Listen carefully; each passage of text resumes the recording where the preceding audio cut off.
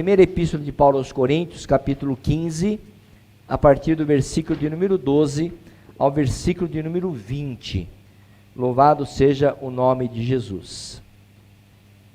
Está escrito: ora, se se prega que Cristo ressuscitou dentre os mortos, como dizem alguns dentre vós, que não há ressurreição de mortos?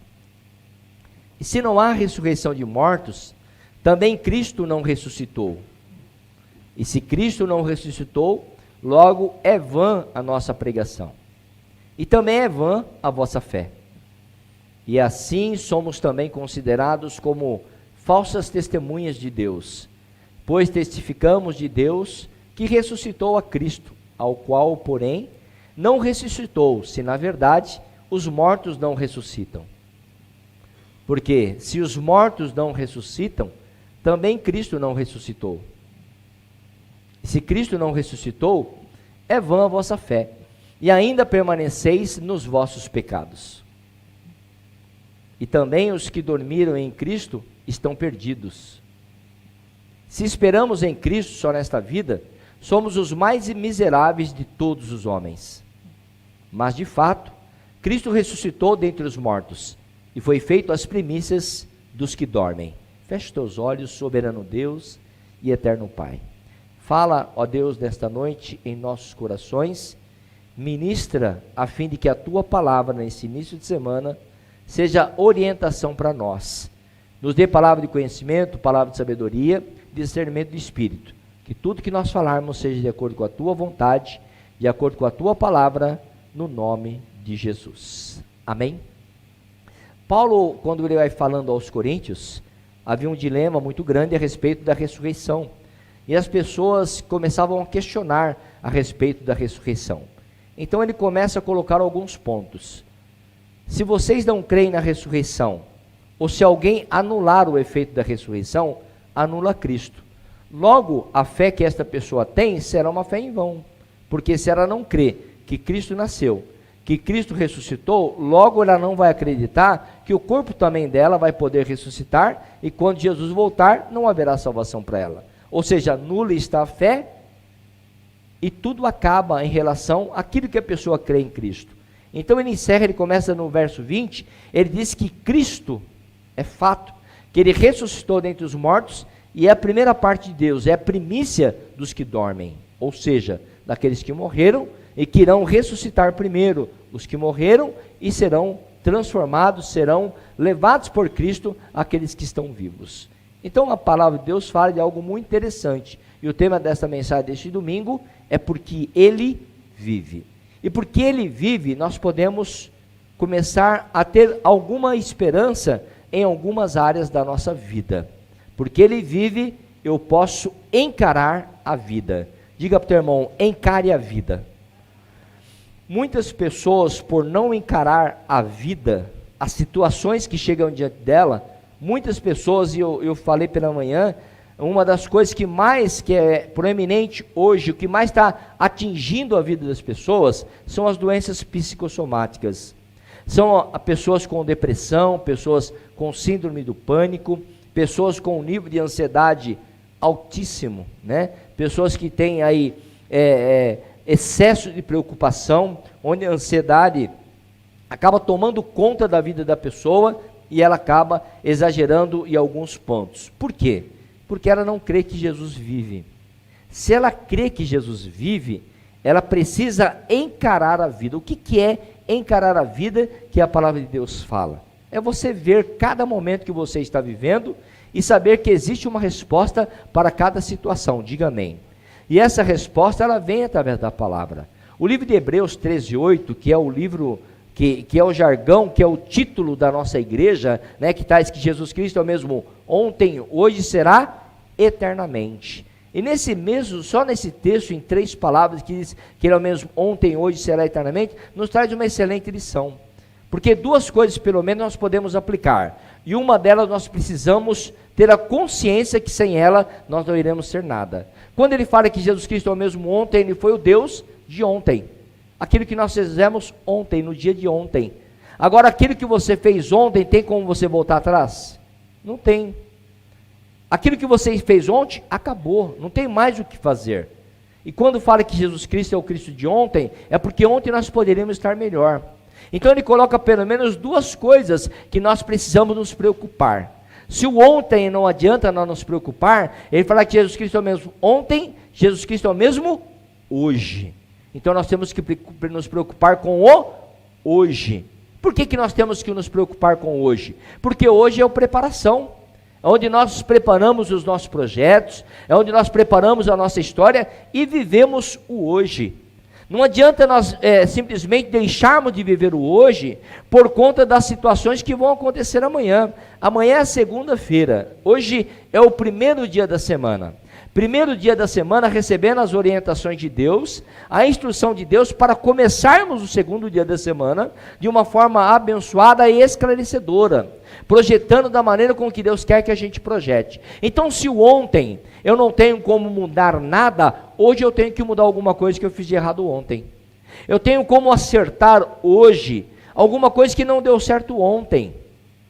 Porque se eu fizer com que essas coisas que estão hoje deem certo hoje, o amanhã está nas mãos de Deus. Então não adianta você viver hoje preocupado com o amanhã, porque amanhã você nem sabe onde você vai estar. Quem tem certeza que amanhã vai estar vivo?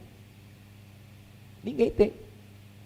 Se você não tem certeza que amanhã você vai estar vivo, todo mundo quer estar vivo, sim ou não? Todo mundo quer, mas ninguém tem a certeza do amanhã. Se você não tem certeza do amanhã, por que você vai ficar preocupado com o amanhã? Então vivo hoje. É o que a palavra de Deus fala, porque a cada dia basta o seu próprio mal. Ou seja, o amanhã ainda não chegou. E para muitas pessoas podem não chegar. E às vezes a pessoa, na razão, não pode ficar preocupada com o amanhã. Às vezes a pessoa está preocupada com o amanhã. Nossa, amanhã teria uma reunião, amanhã teria um projeto muito forte, precisa dar certo, amanhã eu vou fazer isso, eu vou fazer aquilo. Ninguém sabe o que vai acontecer. Aliás, a pandemia nos deu um show de ensinamentos em relação a isso, né? Tudo que projetávamos, planejávamos, de um dia para o outro parou tudo. Então só falta o dia de hoje. Amanhã, se Deus permitir, e você acordar, você vai estar bem, diga graças a Deus. Então você vai estar bem amanhã. Se Deus permitir que nós venhamos acordar, você vai declarar o que diz no Salmo 118, 24. Este é o dia que o Senhor fez, regozijemos e alegremos no Senhor. Você acordou? Se alegre. Ah, mas eu acordei e estou com um pouquinho de dor. Ora a Deus para tirar a dor. Ora a Deus para tirar o problema, para livrar da situação. Procure uma ajuda, procure alguma coisa que você possa melhorar o seu dia. Mas o Salmo 118, 24 diz que se você está naquele dia, é porque é o dia que o Senhor fez, e você deve se alegrar nele. Não adianta começar o dia do hoje lamentando sobre todas as coisas. Então, em primeiro lugar, porque ele vive, eu posso encarar a vida. Diga, eu posso encarar a vida. Se você objetivamente começar a viver desta forma, você não terá medo de nada. As pessoas têm mania de ameaçar as outras, né? Com umas coisas que são tão idiotas, que a gente começa a ver que realmente a pessoa não tem vida no altar, não tem nada com Deus. Porque quando hoje nós vivemos uma vida plena em Cristo, nós acreditamos que Ele cuida de nós. Ele cuida da nossa vida, Ele cuida da nossa história, Ele cuida exatamente de tudo aquilo que nós temos feito e que ainda iremos fazer. Então só falta o dia que é hoje, acreditar no dia de hoje. Então você não precisa se preocupar. Diga para o teu irmão, você não precisa se preocupar. Amém? Você vai estar preocupado se você quiser. O livro de Mateus 6,25 diz para você não andar ansioso ou solícito por coisa alguma. Não andar sobre ansiedade. Olha que texto muito importante. Não andeis ansiosos quanto à vossa vida, pelo que haveis de comer ou beber, nem quanto o vosso corpo, pelo que haveis de vestir. Não é a vida mais do que o mantimento e o corpo mais do que o vestuário? Olha que texto interessante. Eu costumo observar bastante as coisas quando nós estamos com pessoas diferentes. Um dia desses eu estava almoçando, um dia das mães, estava almoçando com a minha esposa, com a mãe dela, e nós estávamos almoçando, nós fomos em um lugar comer, em que o dono do restaurante é uma pessoa muito simpática, um senhor de idade, uma pessoa muito atenciosa, E ele falou algumas coisas que eu até mencionei na parte da manhã, mas só que de forma diferenciada. Ele mencionou algumas coisas, ele foi junto à nossa mesa e falou, ó, vocês pagam, cada um vai pagar por pessoa. Ele era o proprietário, já conhecido do meu cunhado. Ele falou, vocês vão pagar por pessoa, mas vocês vão ter direito a todas as comidas que estão lá. E ele, como um senhor muito simpático, ele falou assim, ó, tem todo tipo de comida, tem também vários tipos de sobremesa. Então vocês podem pegar a comida que vocês quiserem, não precisa encher o prato. Pode pegar, comer um pouco, voltar, pegar mais outro tanto e assim por diante. E ele brincando com a gente, porque ele já era amigo do meu cunhado. Mas eu entendi o que ele quis dizer. Por quê? Muitas vezes já viu as pessoas, às vezes, quando vai num lugar para comer, ela fala assim, eu estou com muita fome, eu preciso comer. Ela já pagou pela unidade dela. Por exemplo, ela pagou por pessoa. Ela tem direito a todo o buffet, por exemplo. Aí a pessoa, ela vai, ela começa a pegar o prato dela, fica assim, ela tem que equilibrar para chegar à mesa. Mas tudo, como que é? É, também. Aí quando, eu não vou falar que isso é bullying. Aí a pessoa, quando vai lá, ela chega na mesa, ela não precisava. Ela já pagou por toda aquela comida que ela está lá. Era só ela pegar um pouquinho de comida, vir na mesa, comer um pouco, voltar, pegar outra coisa, comer um pouco e ir saboreando a comida. Mas a pessoa enche tanto o prato que ela come tudo aquilo que ela não aproveitou direito, ela não saboreou aquela comida. E sobrou um monte de coisa no prato dela, porque ela exagerou. Quando essa palavra de Deus fala para nós não andarmos ansiosos quanto à nossa vida, se nós temos fome ou qualquer tipo de situação, ou de vestimenta, ou bebida, seja o que for, nós temos que usar os termos e viver segundo os princípios da palavra que fala sobre a moderação. Nós devemos ser moderados em tudo o que nós falamos. Esses dias eu conversava com as mulheres aí, a respeito de um trabalho de mulheres, né? E uma líder de mulheres já falou assim, ó, já mandou as irmãs encomendarem as camisetas. E falou, ó, você que encomendou M, que encomendou P, que encomendou GG, esta G, não interessa, vai comer no matinho até chegar ao congresso para não aumentar o vestuário.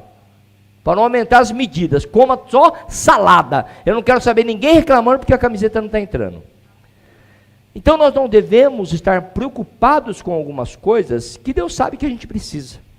Deus não sabe que você precisa de comida? Deus não sabe que nós precisamos de bebida? Que nós precisamos de vestimenta? É que às vezes nós queremos muito além daquilo que Deus está proporcionando para nós. É onde entra exatamente as frustrações. A pessoa fica frustrada porque ela quer ter um cardápio na mesa dela que ela nunca teve. Eu comentava esses dias, até hoje, que teve comidas que eu não comi. Eu sou um bom prato. Eu como qualquer tipo de comida, eu sou igual avestruz. Se jogar no prato, eu estou comendo. Eu nunca comi aquele negocinho preto, agora esqueci o nome de novo, caviar. Eu nunca comi caviar. Um dia eu vou comer caviar. Tem gente que é chique que já comeu caviar. Mas eu já comi jiló. Quem já comeu jiló? Algumas pessoas já comeram. Tem gente que não gosta de jiló. Eu gosto de jiló. Eu gosto de abobrinha, eu gosto de carne, eu gosto de todo tipo de comida. E se bater um caviar no prato, eu vou comer também. Eu já comi aquele negocinho que parece uma lesminha, escargot, já comi escargot, já comi osso, já comi um monte de coisa estranha que a gente coloca no prato e fala, não vou comer, mas eu já comi, para experimentar, né? Então a Bíblia fala sobre esta moderação. Há um texto que Paulo fala, aos Filipenses capítulo 4, versículo 13, ele fala assim, ó, posso todas as coisas em Cristo que me fortalece. Quem é que te fortalece? Pergunta para o teu irmão, quem te fortalece? Amém? Tem pessoas que são muito estranhas. Elas começam a viver um tempo onde antes ela se dedicava toda a vida dela a Deus e à palavra. Aí depois ela começa a se afastar da presença de Deus, ela começa a viver um mundo que não é para ela. E ela começa a ser ridicularizada. Você acha, olha para mim, uma pessoa que já entregou a vida dela para Jesus, uma pessoa que já aceitou a Cristo, já desceu as águas para o batismo, todos os amigos dessa pessoa, todas as pessoas que conhecem, olham para a pessoa e falam assim, ela é crente, ele é crente, ela é evangélica. E em algum momento, a pessoa já fala assim, ó, ele é evangélico. E em algum momento, a pessoa já negou alguma coisa que o seu círculo de amizade ofereceu, por ela ser evangélica e ser crente.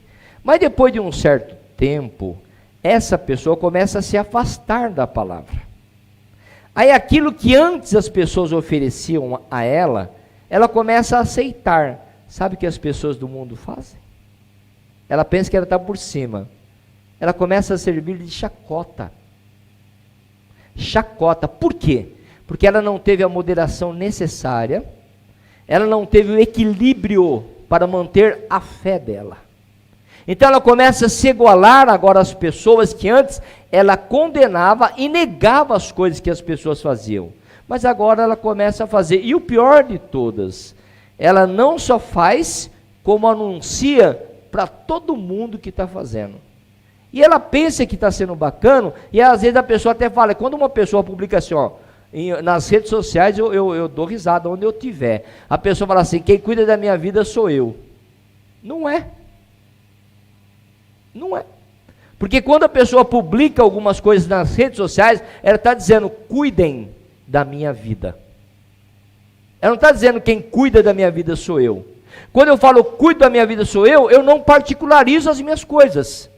Eu não particularizo aquilo que eu como, aquilo que eu bebo, aquilo que eu visto, onde eu estou, para onde vou, as minhas alegrias, as minhas tristezas. Mas quando a pessoa publica qualquer coisa sobre a vida dela, ela está dizendo, todo mundo pode cuidar da minha vida.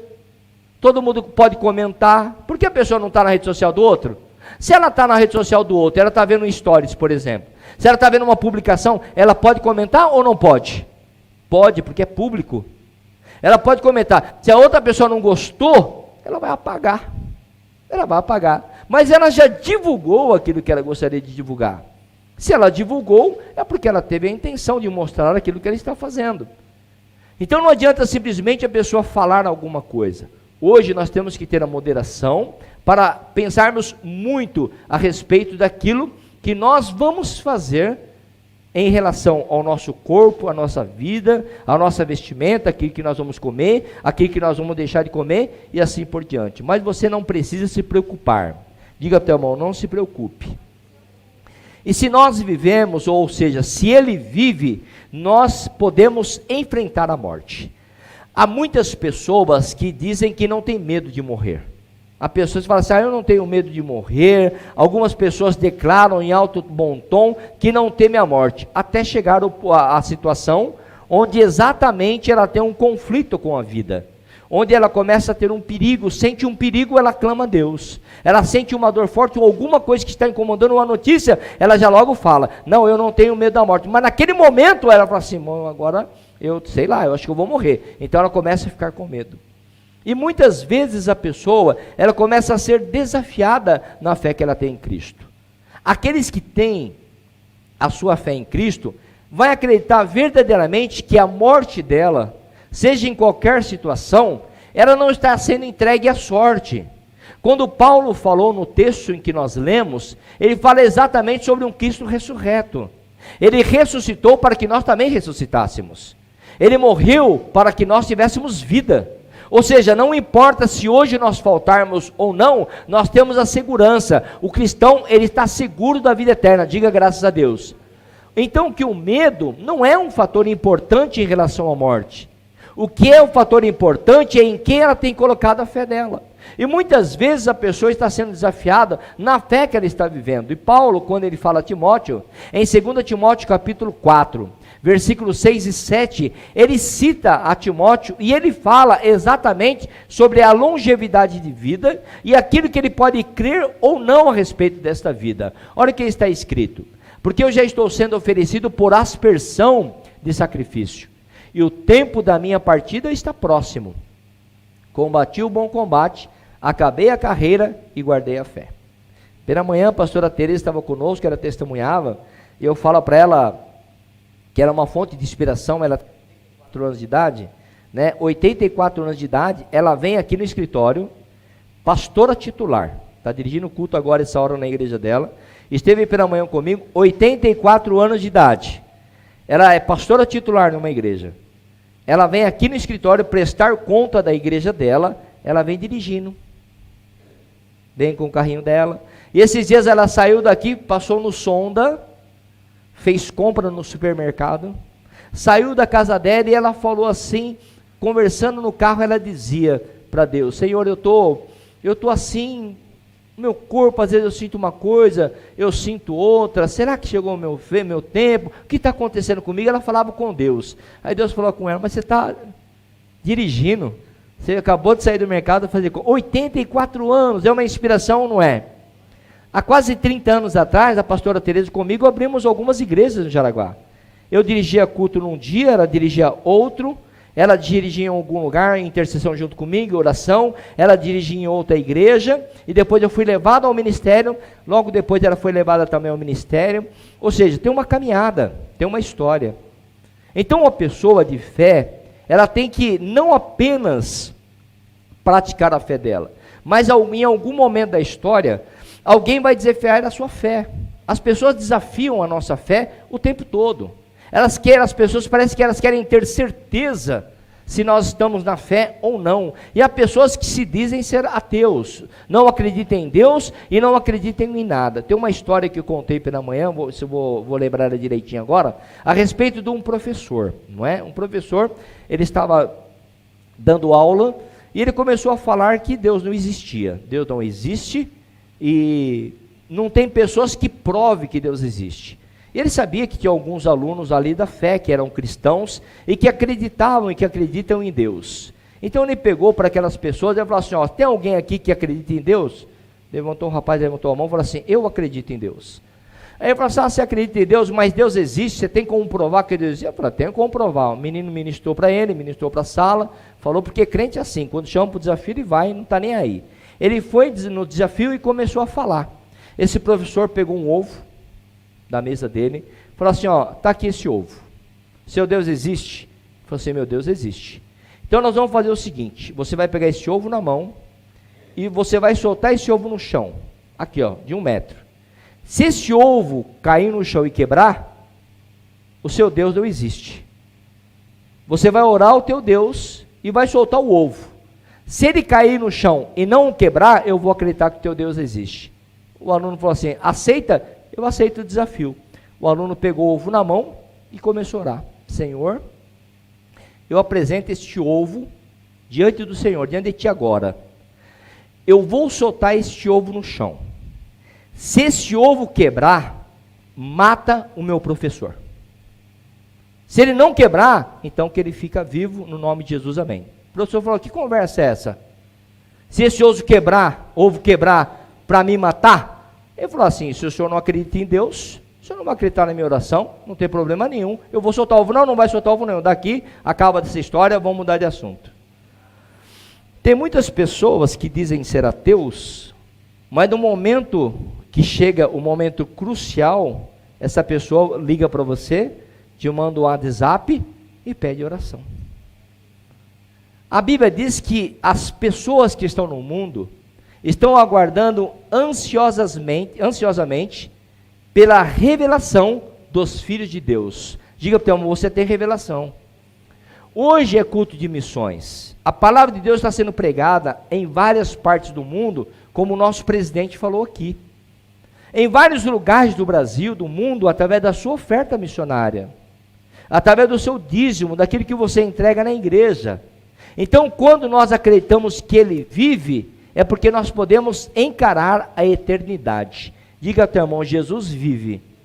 Por isso você pode encarar a eternidade. Mas é agora, é hoje, não é amanhã, é hoje. A Bíblia diz que o julgamento, ele é real, ele é verdadeiro. Vai ter um julgamento. E o livro de Hebreus, capítulo 9, versículo 27, ele dá uma lição para nós muito forte. É um ensinamento muito objetivo.